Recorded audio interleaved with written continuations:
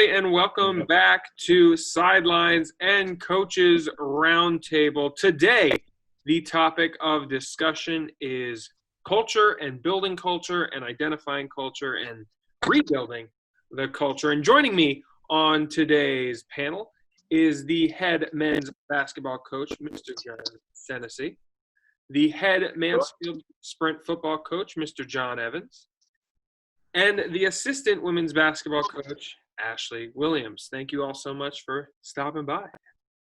No problem. So let's start with that word, with culture, and kind of define what that means to you. What are you talking about when someone says culture to you? I think it's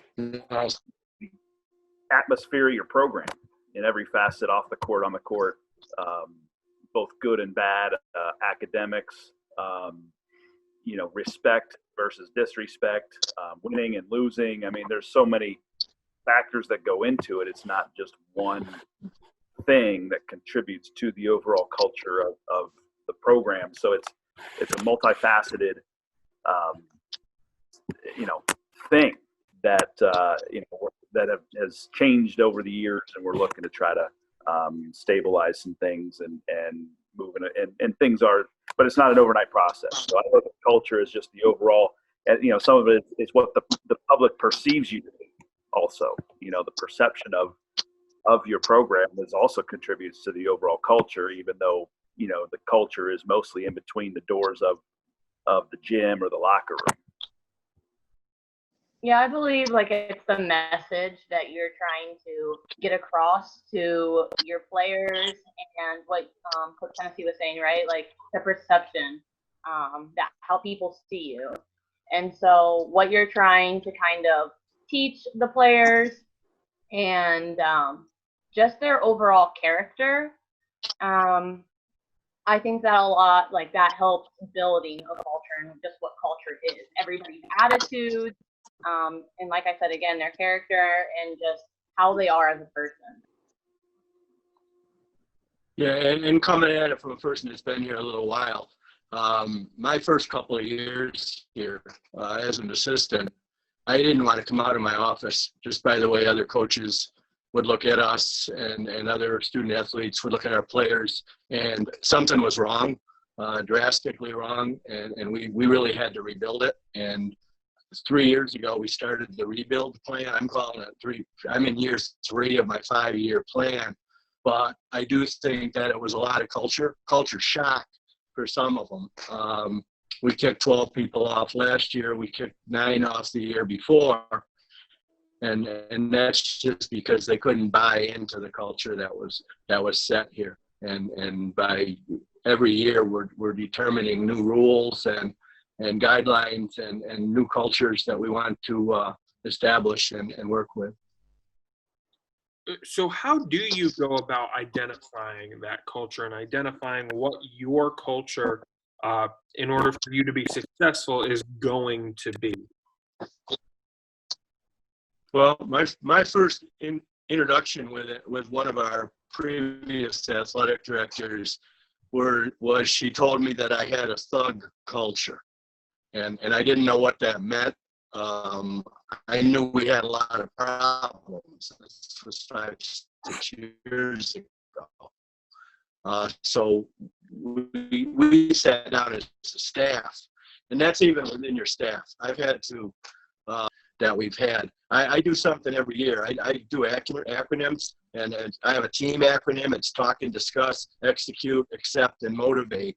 And that's kind of how we're going to start. We're having a meeting with our Unity Council in another week or so, and we will set the tone for the year. With 42 freshmen coming in, there's 3 phases of that. You got to buy in. Either you're going to buy in or you're not. And if you don't buy in, I call it you're an unguy. An unguy is the person that's expendable, that probably won't last, that's probably going to get in trouble, that's probably going to flunk out. So we really need to create that culture that's going to bring in the right people, which I truly believe we do this year. I think all 42 of our incoming players are high character kids, and we'll do a great job. But it's been a long time building it that way, based on past what we inherited when we got here. It's similar to Coach Evans. I think we were both assistants before we became the head coach and kind of understood the culture that we had when we were assistant coaches. So you kind of understood how we got to that point. And now, as we become a head coach, it's okay. What are we looking for? What kind of culture are we looking to build for our program? And it's not an overnight process. It is, like Coach said, a 5-year process. He's in year 3 of it, and I, kudos, Coach. I think, you've done a heck of a job in a short amount of time, because I think I thought it would take longer than 3 years, but I think you're doing a great job in a short amount of time. So I'm hoping to get to that point in the next year or 2 with the basketball program. But I think understanding the culture you have when you inherit a program, to weed out. And we had to remove, the toughest decisions I've had to make professionally were to remove some players from a roster that maybe they weren't a problem with the culture, but maybe their talent wasn't good enough for us to move forward and create a winning culture. But some of them, just little things here and there, and we have to make difficult decisions and stand by them. And you have to have support from your assistant coaches in order to make that happen. And everybody be on the same page and move forward to the culture you're looking to build. But I've learned in a short amount of time that is the culture of your program, the identity of your program, win or lose, is ideally maybe more important than anything. So I'm learning that, and with this recruiting class we have coming in are all very quality individuals as well. That they come from good programs, good families. They're experienced, they're excellent students, and our GPA was the highest we've ever had this spring semester, so that's moving in the right direction in terms of culture change. There's a lot of good things happening, but it is a process. Yeah, so speaking on the other side then, as you guys did say that you guys were assistant coaches before, so myself being an assistant coach, of course, when I go into a university or looking for a job, you have to kind of look at that, look at culture. Just because it's hard to rebuild something, but it is sometimes the necessary process. And so, especially going into the women's basketball season this past year, my talks with Mike, we had to talk about discussing what we wanted to do. And I just knew I needed to be there for him. And that's what I want to do as an assistant coach. I need to be loyal. And I need him to be able to trust me and me be able to trust him. And so again, like what Coach Szentesy said and what Coach Evans was saying, right? Being on the same page, and that's between coaches, that's between player to player, that's coaches to player. And so I'm just specifically me, recognizing the culture, what I need to do for my coach and for myself and for my players. And then again, just be there for my coach. I think it's very interesting, because one thing that you guys all touched on too was the on the field and the off the field culture, and they're 2 very different things that you kind of have to get to gel together. So I want to talk about the differences before we bring it together, of the on the field culture versus the off the field culture. What are the main differences between the 2, and then we'll come back and talk about how do you get those to gel. They're very related, but one of the biggest differences is between on the court and off the court is that the coaches are around all the time on the court, and the coaches are not there off the court. So we've got to trust those athletes, those students, to make good decisions off the court, in the classroom, in their social lives, with their families and everything else. We can't monitor that minute to minute like we can when we're on the court. And to me, that's one of the biggest differences between on and off the court culture. Yeah, and same with us. One of the things that a lot of the culture shows in other ways, like Coach Szentesy was saying, our GPA also was the highest it's ever been, which to me was a real surprise, seeing that it's online. But our guys did good. The calls that come into the office now from professors or from community people aren't, your guys are screwing up. They're, you want to make sure you know that this is something nice that one of your players did or down in the community. The three of us coaches that are on here today, we all had student athletes take part in many community service activities. So, we're known, I don't really want to be known totally as wins and losses. It's nice to be known for what you're doing outside the building and what we're doing. Recently, I don't know how it came out, we're nominated for College Team of the Year in the Twin Tiers. And I don't know who nominated us, but I think it was based on the fact that they see good things happening within the athletic department and within the football program right now. I couldn't agree more with what both of you guys just said.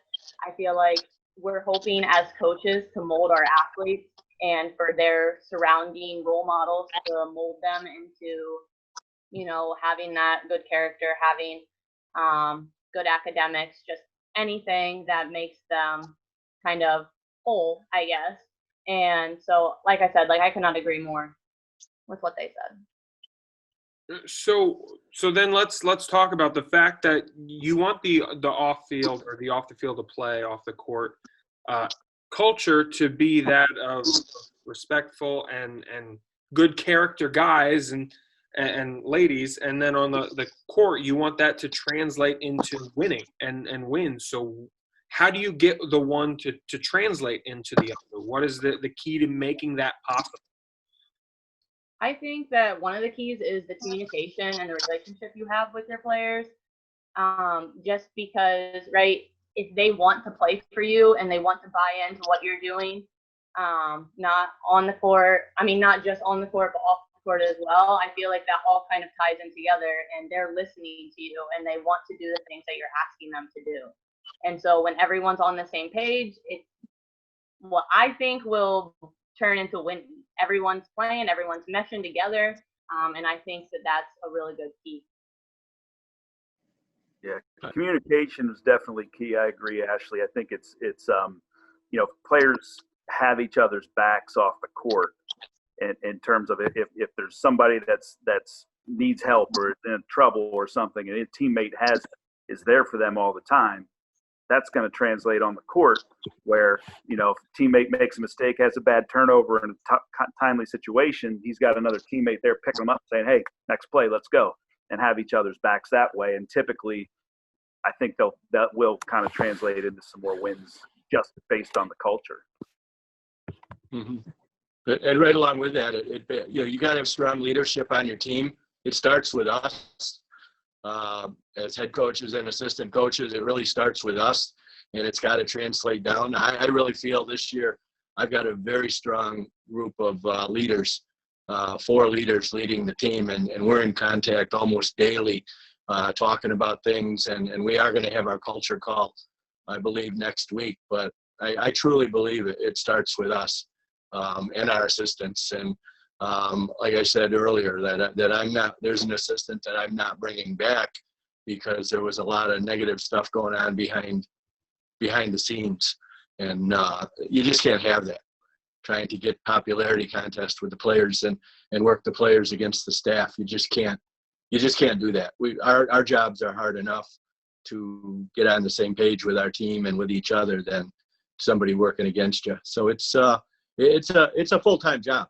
Keeping ahead of things. And, the more you talk with your leaders and the more that you develop yourself professionally and help develop them. I have a leadership book that I use, my Unity Council, once a week, and it's written exercises and teachings as to how to lead. And I've used it for 2 years now, and this will be the 3rd. And I really see good things coming out of it. I see kids really taking on that role and having the courage to speak up and stand up and do what they think is right. Speaking of that specifically, obviously in this country, it's been crazy the last couple of months, and we've seen a lot of change culturally around this country. And you're going to get a large portion of your group of kids from all over the place, from different places, who are trying to figure out that every person has a different opinion. With those differing opinions, what do you have to do to keep everyone together, to keep everyone on together, even if their opinions are different? I think that's the R word, respect. I think we have to respect each other's opinions. The AFCA is going to be announcing a program next week, and it really is for all sports, not just football, but it's called One Huddle. And inside the huddle, it doesn't matter what color your skin is. It doesn't matter how much money your parents have. It don't matter what your religious views are. It's that in the huddle, we're all one. We're all the same. We're all for the same purpose. And I just read an article just the other day on a locker room. A locker room for any sport is probably one of the safest and functional places in the country right now, because of the different views and the different people and how we're all together for the same thing. Yeah, I mean, everyone is going to have their own opinion, belief, and coming together. I feel like we, as sports, I feel like you have your own family. And so, like going into college, you get to choose your family in a sense, like, right? Like all of our players chose to come to Mansfield to be a part of our team. And so I feel like already know and have a feeling, right, that they chose this family, and you do anything for your family. And, that's something, again, that we are trying to build. You can't really have that bickering or whatever it is and continue to win. So having that common goal and putting aside and getting to know each other and understanding other people's views and other people's opinions, and having, again, what Coach said, right? That's awesome. Respecting each other. You might not agree, but agree to disagree, whatever the topic has to be. But knowing that we always love each other and that we'll always be there for each other. And I think one thing too, to touching on your point, that how do you then deal with, like, if there is an issue on something that is that big or that important or anything like that? What are the steps to keeping your culture, but dealing with that conflict that might come up? We talked about dealing with conflict before on one of these, but I mean, that's a big thing for the culture, being able to deal with that. What are the steps to being able to control that, being able to empathize with your student athletes? I'm hoping to get, some great wise information from these head coaches. But I do think that, again, I keep coming back to this, but I really think the relationship comes back into it, where I really want to do this team activity with our team. And if our players are listening, I hope you guys want to do it as well. But kind of come together, right? And us go around the room, us coaches included, and just share like our best memory, our best moment in basketball, and then our worst moment in basketball, and then our best moment in life, and then our worst moment in life. And hopefully we can just kind of all connect and be like, wow, like I had no idea about that about one of my teammates, and just being able to relate to each other and about something that you might not have ever told anybody. So being able to be vulnerable and making that relationship with your teammates, and us coaches included, sharing ours. Mm-hmm. And I agree with Ashley 100%. I'd like to do something like that with our group. Common denominator for us is we got to be good listeners. I think that for all of us that to listen and not be objective with what we hear and what the players say. And I'd love to do an exercise and like that you're going to do with the women's team. But, I just think the big thing is that we have to open up our ears and close our mouths sometime and not be so quick on the trigger thing. Because these guys, we don't know what some of these guys have been through. I had a kid, I touch base at least once a week with everybody. And I had a kid the other day that lives in Philly tell me that he had to run home and he cut his knee because he fell, but they were shooting guns out on the street. And I'm thinking, I've never been around anything like that. But I listened and I was there for him and sympathetic. But some of these guys girls go through things that we've never been through or will never go through. But to be there as a good listener, and I think that means a lot. I also had a kid call me, a kid that I coached at another place, called me in the middle of the night not too long ago and told me that his wife and baby had been killed in a car accident. And I didn't even know what to say to that. And, those are just things that you got to be a good listener and be there for whatever they need. So. Yeah, empathy is the word there for trying to unite everyone and to try and get a culture. Ooh, there's my lights are going off. Try to build a culture of your team, and obviously the goal, especially at the Division II level, is to build up a human that can go out into the world and be successful. And it starts with the culture on the team. So is it, and I've talked with a lot of you guys about this, but is it easy or difficult to identify good culture people with recruiting?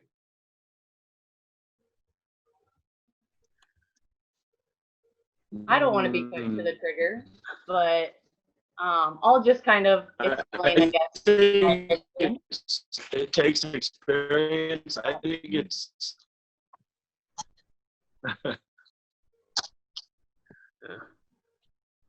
Go ahead, Coach. I don't know if you were finished or not. You might have. No, I can't hear you. Go ahead, finish up. All right, I was just gonna say basically, going on that visit, like I feel like you can kind of always tell someone's true intentions, but you never want to go to a visit and kind of be negative, right? So I feel like sometimes it can be hard to detect, but again, like recruiting just isn't the visit. It's talking through text, it's talking on the phone, it's talking through emails. And I feel like you can pick up little things and you're hoping that you just get the right person and that they're the right fit. Yeah, I agree, Ashley. I think also, getting to know their parents, checking their social media, knowing their brothers, that they have brothers and sisters. Do they have a job outside of basketball, academics? The whole package, and you certainly can swing and miss on a recruit in terms of culture here and there, but certainly doing your homework and recruiting who you think you want in your program. Like we all have that person in our mind. We all know the type of person we want in our program to represent us and to play for us. So finding that person isn't always the easiest, Drew. As you're at, how hard is it? It can be tough, but that's why you've got to recruit a lot of people and get the right ones in your program. You don't have to be the best player; they have to be the right players. And you get the mix of the right players, you're going to have success.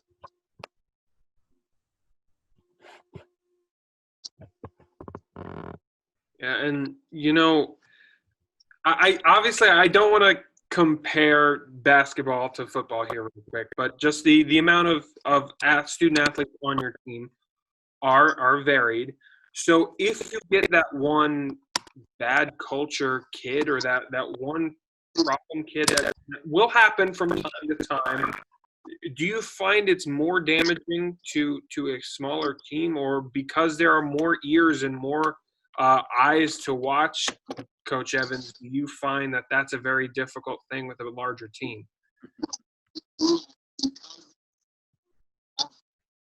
Yeah, I kind of learned the hard way on that. I put up with a lot of stuff years ago that I shouldn't have put up with, and kept people around a little bit longer. That's why what we've done now is we're over recruiting a little bit. So we're bringing 80 kids into camp, knowing that we're probably going to lose a few for different reasons. But I think that You gotta listen to your players. You gotta listen to Cutting out there. your leaders. You gotta listen to your coaches.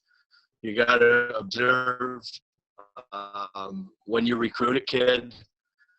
I'm not the best judge sometimes on a recruiting visit, but like Coach Williams, you got to have more than one in the room with the big eyes. Mansfield, you know, you got to go out into the home, talk to the player. You got to talk to his coach, and I think social media is big. There's 2 kids I backed right off this year that I really wanted. Social media was awful. It was, you know, the language and the derogatory remarks at other people. We don't need it. So, you know, you just gotta be real careful with who. It would, you know, we've got plenty of somebody it's not, and I had ways with a pretty good player and it bothered me, and it paid off because you get the respect. Nope. We'll try to get him back as soon as we can. But touching on what he was going at with the smaller teams while we wait to get him back on here. I kind of think John and I are similar in a lot of ways. I think we both put up with some stuff that maybe, you know, earlier than we would now. And for me, I started last season with 17 players on the roster, which for me I thought was a little bit high, but I also understood the injury problems that we typically have, that you're going to need guys just to go have 5-on-5 in practice. But it's typically pretty easy to identify that one, I don't want to bad apple, if you want to call it that, when there's 15, 16, 17 guys. And it's easy to address that because it's, you know, you talk to them and say either you're fall in line or we're just moving in another direction. And those were hard conversations for me to have after my first year as a head coach. But I guess I'm a lot more comfortable with that conversation now, which probably scares some of the players because they know I'm not going to yell and scream and I'm not going to have negative energy like that. But if you don't fall in line and do what's expected, and you know, we're just going to move in another direction without you. And that's pretty much the, you know, the gist of everything. So I kind of think having a smaller team, I couldn't imagine having the numbers Coach Evans deals with. That's all I'm going to say. I couldn't imagine. And then kind of to go off that too, I mean, I feel like both kind of have their, if you want to call them positives and negatives. So, right, like if you identify that one bad apple, as Coach was saying, sometimes it's hard, you know, you do have a smaller roster and you might lose out on numbers or a really good player, but then as well, you have to look at the positive side and what could happen if you get rid of them. And it's just showing, right, like that you need to be accountable, and also that you're not putting up with things, what they kind of just said. And it's going to overall, it's going to help your culture, and everyone should realize that. So, Coach Evans, you cut out there. I wanted to give you a chance to finish your thought from there.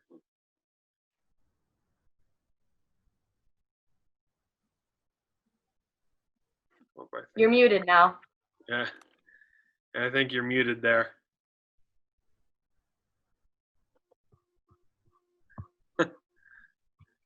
There we go. Should be all set. Better? Yep.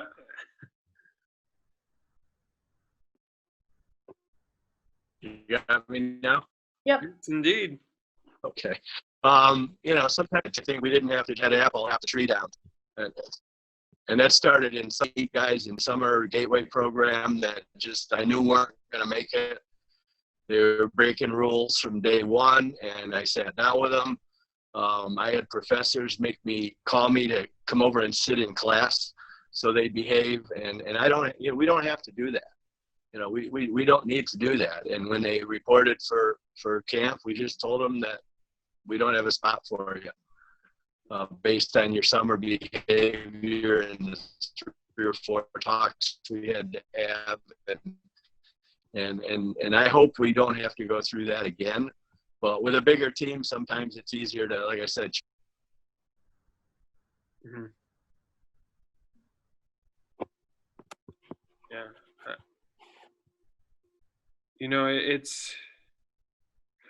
I think too, it's very unique that I like the fact that we have these two sports here because of the different sizes. But going off to what you guys are saying about that one bad apple, if there is a bad apple, is there any way to, I guess, rehabilitate is the best word I can come? Is there, what kind of chances do you give them to make that change? Or is it something that you just have to cut it loose? Is there a way to change a bad egg? Is there a way to polish that bad egg if there is one? Or is it something that's going to hold down the team?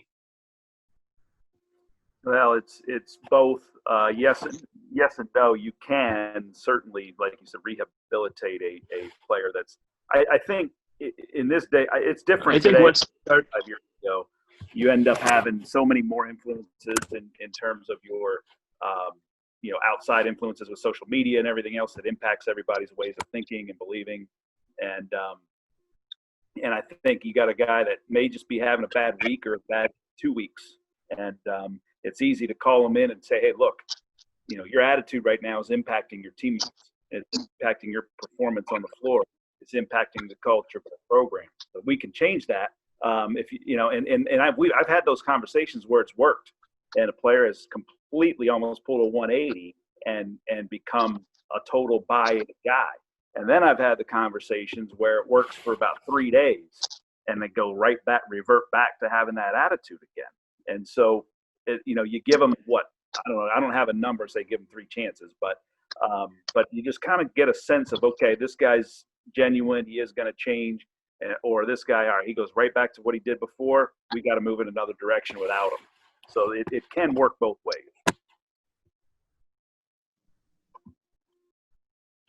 Yeah, and with us, one of the things too, I'm in a staff debate right now. I'm bringing back a kid that I kicked off 2 years ago. He's reapplied to school, and he's back in school, and he's asked for a chance to come back out. Now the leash is going to be quite short. He knows it. I told him that. The staff don't feel I should have let him back out. I don't see why we can't give somebody a second chance. But I'm kind of a softie when it comes to things like that. I will try to hang in there with just about anybody for as long as I can until it becomes a team issue. And then once it becomes a team issue, then it's a problem. If it's lateness, then we'll help. We'll call a kid. We'll give him a big brother. But if it's attitude, we'll deal with it. But I personally try to hang in there as long as I don't like to get rid of anybody if we pass that we just couldn't overlook. And this kid coming back is one of those incidences that I hope that he went to a community college. He's got to bring in a 3.8. Talk to him on the phone every week. He seems much humbler and much better than I've ever seen or heard him. So I am going to give the kid a chance. Now, I might be eating my words in 6 months, but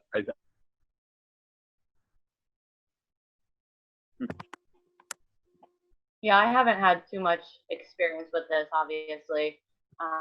But I always think, right, like you have to do what's best for your team. And it also includes kind of what we were talking about before, though. How Coach said they both were talking about communication. We've also been talking about we don't know exactly what all of our players have ever been through. So I just really, again, like that communication and trying to explain to them, try to keep them accountable, trying to tell them what is expected, what they're doing is not good, what we want for the team. That communication really helps, and then whatever happens, you got to do what's best for the team. Mm-hmm. And sometimes difficult decisions, as we've talked about, have to be made. I want to move on to, I guess, the spoils. We've talked a lot about trying to fix, but let's focus on the light here for a second and talk about how a good culture can build leaders and build a strong team. I want to start with you, Coach Evans, because you're coming off the back of being a game out of the championship, and you talked about how you've seen the culture change. What have been your keys to that success, and what is then your piece of advice for any other coaches who want to make that same move? Well, I think keep it simple. My first year as head coach, there was so much disarray I'd seen over the 4 years here as an assistant that my rule book was about 8 pages long. Right now, and it's real simple, that it's, that players either buy in or they don't. Staff either buy.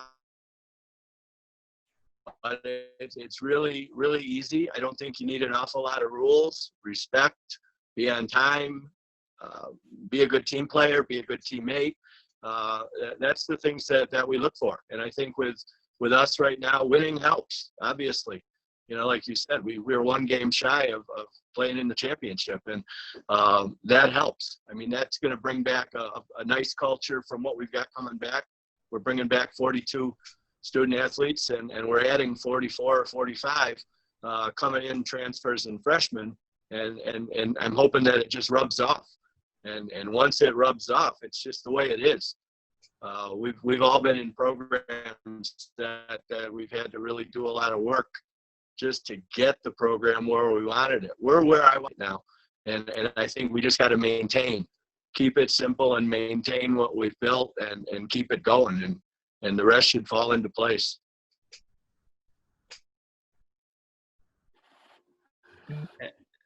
And I mean, the other thing too is you just mentioned you're bringing in about the same amount of returners as newcomers that you're bringing in.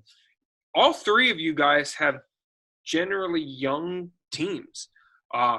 Actually, there's now going to be seniors on your team, but last year there was no senior member of your team, and Coach Szentesy, it's a newer group that you are bringing in. So the challenges with a young team to build and keep the culture with your older athletes, how important is it early to get your team to buy in? I think it's very important with a young team. I think it's, and Coach Seth and I have discussed it a lot from the end of last year through the recruiting process and coming into this year. I think we have to be positive. I think we have to, as coaches, we have to make sure we're pointing out the good things that the players are doing on the floor. I've been around coaches where it's just negative and beating and beating and beating, and the players they almost tune it out, and they don't, they just get so beaten down, they don't even care anymore. And that's not the culture or the atmosphere we're trying to promote. And I think with a young group, being patient with them, because I know they're going to make mistakes. They're new college basketball players for the most part. We're going to have 7 new guys that are all very young. So that does make us a much younger team than what we've had, but we're talented. And I think, the talent that's coming in, if we can teach it, nurture it, develop it in a positive way, they're going to want to continue coming to work every day, coming to practice, working hard, and competing on a daily basis. Win or lose, they know, all right, we're doing the right thing. We've got potential here. We're a young group. Give us 2 years, give us 3 years, stick together. Who knows? And so I think being positive early on and throughout and being consistent with it is key for keeping a young group together. Yeah, we're actually we just finished our class of 2020 bring-ins, and we're actually going to be having more incomers than we do returners. And so I 100% agree. We have to be positive, and not just us, but our returners and us finally having those seniors and having some leadership. Like, they need to be positive as well. So I can just imagine, right? Like, our freshmen coming in, they don't know everything that our upperclassmen know. and explaining stuff, I'm sure there's going to be a lot more questions. So there's going to be a lot more teaching.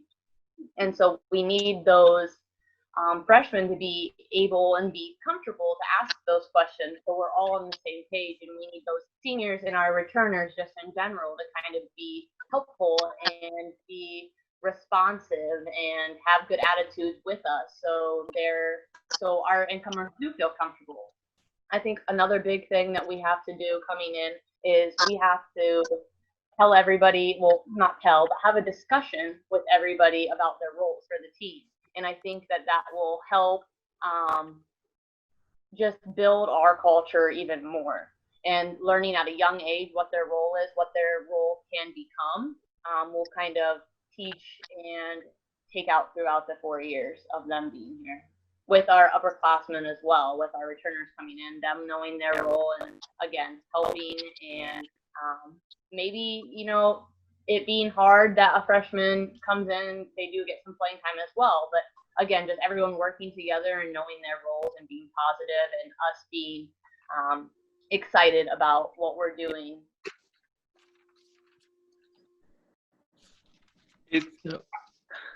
And Coach Evans, same thing to you. A large group of newcomers here. How important is it for the returning folk to keep that culture? Well, I think the big thing is, and I think Ashley touched on it when she said role. I have to realize their role. I'll tell you, a lot of our returners are watching film on the guys coming in because they know that they're chasing their position.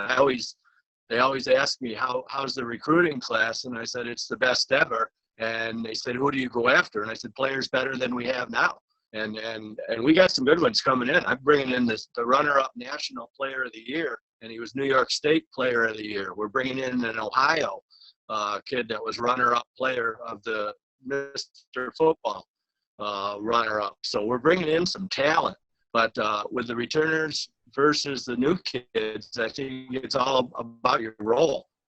Every one of the new kids coming in was either all city or all state or all something. And they got to realize when they get here that everybody that they're behind also was all city or all state or all whatever. And that's where we find out if they can be good role players. What I always tell somebody, if you're only going to be on the kickoff team as a freshman, you better be the best guy on the team, and because things happen. It's the nature of the beast that you got to always be ready to go.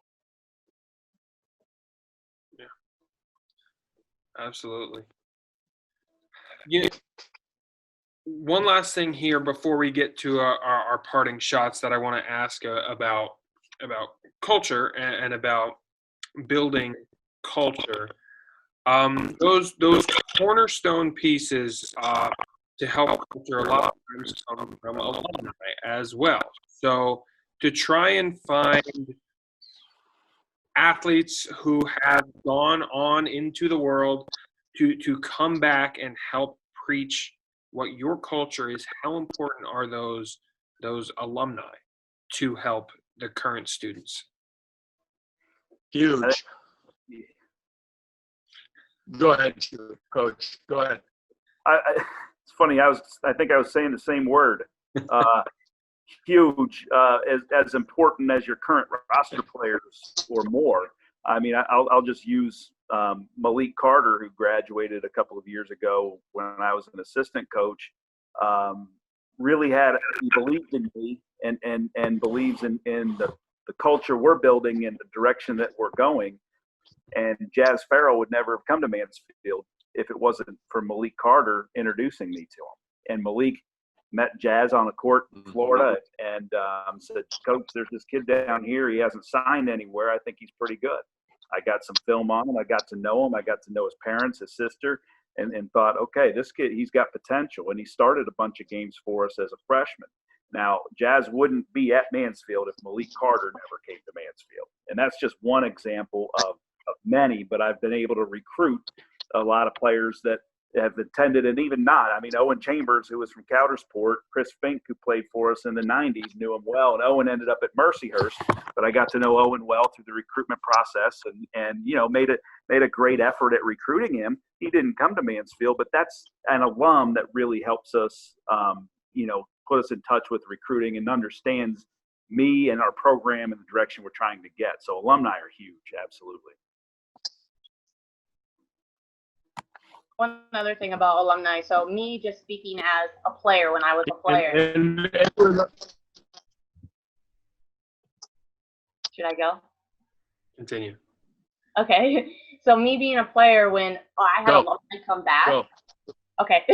When I had alumni come back and they talked to us like right before a game in the locker room, that's so awesome to kind of see, like, they're basically role models because they've been there, they've done that. You can see how they are now. They're coming back, showing that they love the university. And then even back in high school, like, right? Like, you always look up to the older girls. When I was in middle school, always looking up to high school. When I was in high school, always looking up to college. Now, I'm hoping that people can look up to me. And that aspect, I feel like, is huge because you have that role model.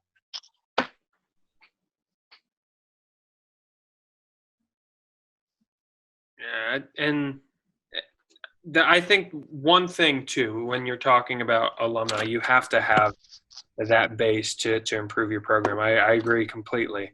I feel like we could continue this conversation a lot longer than this has gone, but we're getting to the time where we have to head into our parting shots. So let's start with you, Coach Evans. Your parting shot, a topic can be on whatever you would like to talk about. The floor is yours. Okay, just kind of sum it up. I just want to pipe in alumni things. So I use that with mine. We're having our alumni golf tournament in a couple of weeks, and even though it's not a university function event, we've had to turn people away. We capped it at 100 golfers, and they rely here have service to help me always have of the person with him. Like I call Chris recruit, and like Ashley said, these top week before a game this year. Cap was probably one of the best linebackers ever come, a celebrity into the locker room.